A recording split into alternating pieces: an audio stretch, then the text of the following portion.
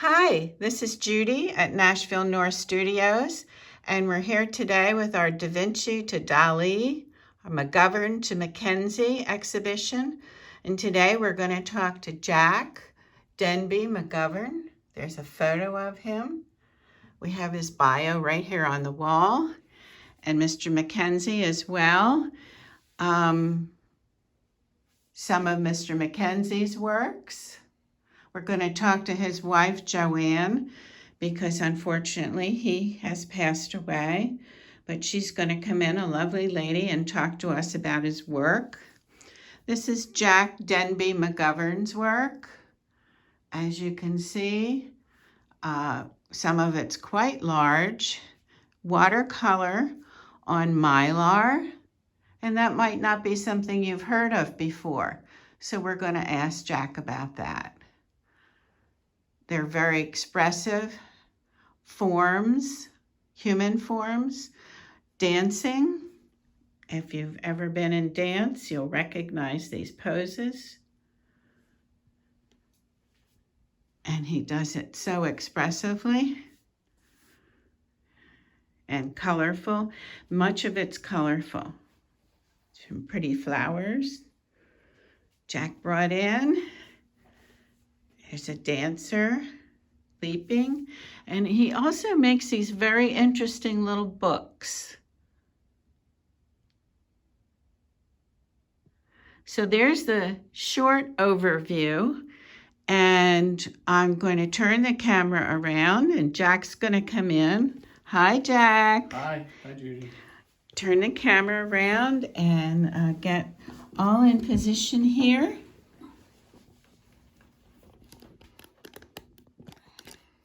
Let me see if that's correct.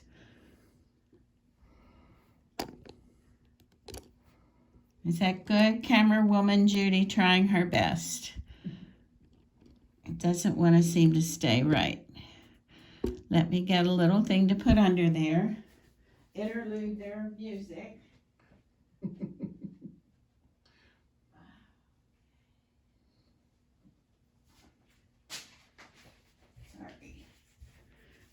Okay, here we're back.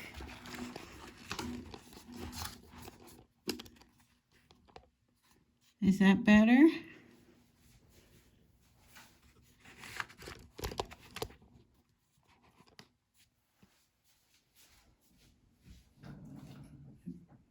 Much better. There Excellent.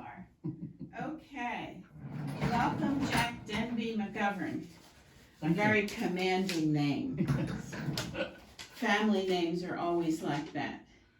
So, Jack, this is your first show with us. You haven't been here showing your work very long. No. But I was delighted to discover you. Thank you.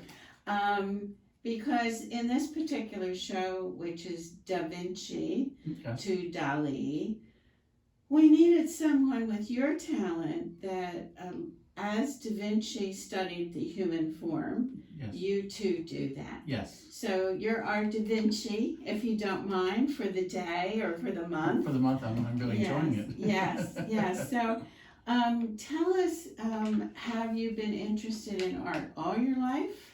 I can't remember a time when I wasn't doing something creative, something with crafts, with family. And then in fourth grade is really when it hit me that I wanted to be an artist, because there was a teacher I had in fourth grade whose husband was a artist and a frame shop owner and gallery in Philadelphia, and she would bring work in to show to our class, and I just fell in love with the idea that I want to do that. I want to be a painter. I want to be an artist, and that's where it all started. So were your parents supportive of this? Yes, they were very supportive. In fact, there were quite a few artists in my hometown of Floral Springs, New Jersey, but two particular people who gave lessons from their homes or would come to your home, and I studied with both of them, Marianne Morgan and Pamela Lorenzi, and I learned a lot. I studied with them right up through to high school. And so then you decided, I really love this, and I'm going to pursue this. And once high school was over, I'm going to go to college. I went to college, and I applied, was accepted, but the money wasn't there to go. So I took it, before anybody knew about gap years, I took a gap year and worked in order to earn the money for tuition. Mm-hmm. Yeah. Well, that was a good move. A very good move. Yeah. Yeah, it was a very good move. Yeah. Yeah. So, does creativity run in your family? Are your parents artists? My mother loved to sew and do needlework. My father loved woodworking and building things. And I have other members of my family who are very good, very creative, either visually or writing. Mm-hmm. Yes. Mm-hmm. Very interesting. I think most of us that grew up your parents' age and even my age, we had to learn how to sew. We had to learn how to make things in wood. Correct. Because they were part of our life routine. Yes. You know. I grew up in a very large house. There were 6 children and 3 adults. My Aunt Tilly also lived with us for many years. So there's always something to be repaired. Yes, yes. So that in its own right is a creative art. So you studied then formally, and you went to the art program at the Philadelphia College of Art during high school, and then you went to the Philadelphia College of Art itself, graduating with a BFA. Correct. Mm-hmm. And a concentration in art therapy. Mm-hmm. Yes. So that came in useful later. Very much so. Can you tell us a little bit about that? Well, I wanted to be an art therapist. I thought I would pursue that, and I was working with autistic children and emotionally disturbed children. I was their aide in the classroom, plus doing art therapy when I was able to. Mm-hmm. And the director of the program saw that there was more that I could do, so she encouraged me to go for art ed, and she actually gave me time off, supposed to be for 1 semester, one afternoon, and I would stay after school and do all the copy work for all the teachers. So to make up the time, but I stretched it to 2 semesters, and then I became a teacher of art. I was hired at the Tom's River School System, where I worked for 25 years. 25 years. I was able to retire early, so I can really focus on my art. So in 2011. Yes. You retired. Yes. And then I don't know about you, but once you retire, then you have to take a breath. Yes. Before you began your art. Well, I've been studying my art, doing the art all the way through, but really focused on the artwork, and it's morphed. Things have changed because. And you continued your art studies. Correct. Yeah, I've continued. I've done many workshops. Vermont Studio Center, Art New England. I went up to Canada, Newfoundland, to the art program there. They had a program on the island, Bell Island, and then Pennsylvania Academy of Fine Arts, their summer program, a studio program where you go for 6 weeks, and every week you're critiqued by an art teacher or whatever, the professionals. Yeah. But you also got your master's at Rutgers. Rutgers in the creative arts and education. Very impressive. So there are artists that you have worked with or haven't worked with that have influenced you. Yes. And could you tell us some of them? Well, people I haven't worked with, but I was really influenced by the figurative work of Egon Schiele and Paul Cadmus and a slew of other people. But Jacob Landau was an artist I studied with. He was from Roosevelt, New Jersey. And then there's the artist Tim Hawksworth, who is originally from Ireland. I've been studying with him off and on for the last over 20 years, maybe 25. So maybe in the comments under our art video, we can put some links so that people can see your work on your website and some of these teachers. Yes. So that they can find out about them. So you were in, let's see, you studied at Hawksworth and Zetlin. Zetlin is his co-teacher. That's Lala. Lala, who the two of them, the team, they just are able to delve. When you're in their workshops, you're working on your own work, and they encourage you and your work. You're not learning techniques and things. You're there to really focus and grow and take chances. And didn't you mention to me that they bring a pile of books? They bring over 100 books, or maybe 200 books. They bring skeletons and a lot of things to set up the studio, so you have other things to look at. There's always a figure. There's either a male and female figure. They rotate rooms, and you can work on the figure if you choose, or you just choose not to, but they're always there. And they approach you with something in a book that might apply to what you're doing. As you're working, you turn around and you find a book randomly on your work table, and it's geared to what you're working on, what they see you're working on, and gives you some type of insight into why you may pursue it, push it. Yeah. How encouraging. It's very encouraging. Yeah, one-on-one. One-on-one. Yeah, that's wonderful. And I'm sure that you have benefited from that. So, you know, we look here at your pieces and they're all dancers, so we're wondering, are you a dancer? In my mind, in my heart, I'm a dancer. Yeah? Yes. Yeah. Yeah. So that movement, and they're also open. Your figures are open and embracing and welcoming, as you are in your own personality. Thank you. Which, you know, you can tell a lot about an artist from what they do. And years ago, I was told I was holding back. I'm not holding back anymore. No. But I also like figures that are twisted. So you have the foreshortening. I love the puzzle, working out the puzzle. But I love that when they're flying through the air. Yes. Very exciting. Yes. Where will they land? Exactly. And you're working on a special kind of paper that a lot of people might not know about.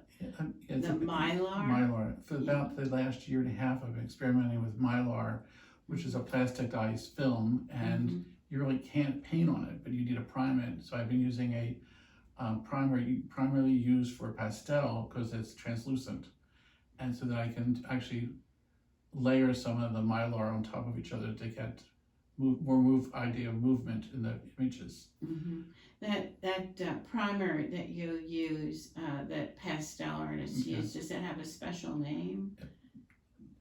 Different brands might have different names, but it's basically pastel primer. Pastel. There is a watercolor primer I could use, but it's opaque. Okay. And I'd like the translucency. Okay. We want to see the paper. Yes. Okay. All right. And that's and watercolor's your preferred medium. Correct. Although you have done other. I learned in oils and then moved on to acrylics, and then 4 years ago I started using the watercolor on the paper, and it just, the color and the vibrancy and the translucence and the layering you can see, it's just been a blast.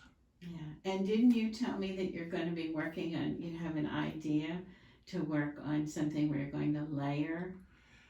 Yes, I've been working on the idea of layering more of the Mylar together, either on top of regular paper or other Mylar images, so you get an idea of a whole dance taking place. So a frozen moment of a still dance. A frozen moment, yes, but still with movement. Correct. Yeah. Well, we'll look forward to seeing those soon. And you were also, tells me here in your notes that you were a printmaker. Yes, I loved doing mono printing. So it's basically it's a painting on of a plate. So you use more of rather than a serial type of like etching, which you can do the same image over and over. I like the idea of it's one and done, and it's also, you can go back and do it again, but it's never the same twice. Yeah. So it would be something where you ink something? I would take a printing plate. The way I do it, I have a drawing that I've done from photographs and such of the dancers, and I put that down. There's a translucent plate, and I paint over the image. Almost like you're filling it in, but you're not. You're actually putting, and it can be more expressive. And that's how I've been doing it. Very I'm nice. taking a workshop this summer, and to push the mono printing farther, learn more techniques. So sometime in August, I'll be back with some other images for you. Wonderful. Maybe in time for our Inspired by Pat Witt show. Yeah. That's in August. We do that Inspired by a Woman. And last year we did our first living woman, a Japanese artist, Yayoi. Okay. Kusama. And this year will be Pat Witt, who Excellent. has just celebrated her 95th birthday. Very exciting. You also have touched on collage.